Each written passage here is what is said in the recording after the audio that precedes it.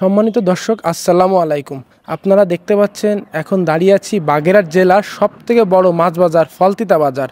আজকের আন্দোলনের দিনে আমরা এখানে ঘুরতে এসেছি আন্দোলনেরকে আরও শক্তিশালী করার জন্য, এবং সকালে বাগেরহাট গেছিলাম এবং আমার পাশে আছে হানিফ এন্টারপ্রাইজের পরিচালক হানিফ ভাই। আজকের দিনের আপনার কি অভিব্যক্তি তুলে ধরেন? বিসমিল্লাহির রহমানির রহিম। পরম করুণাময় মন আল্লাহ নামে শুরু করতেছি।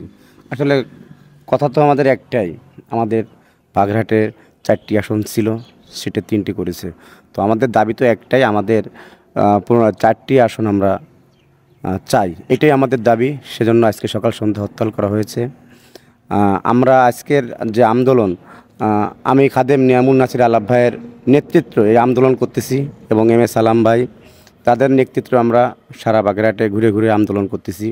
তো আমাদের আন্দোলন সফল হোক সবার কাছে সেই দাবি। তবে অনেকে দেখছি যে একটু মানে ঢিলে ঢিলে অনেকে আন্দোলনে আসতেছেন না।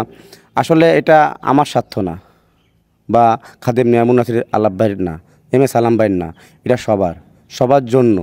কারণ আমাদের দেশ এখন স্বাধীন হয়েছে, তারপর থেকেই তো এই 4টি আসন ছিল। তো এখন তো আমাদের জনসংখ্যা আরও বাড়িছে।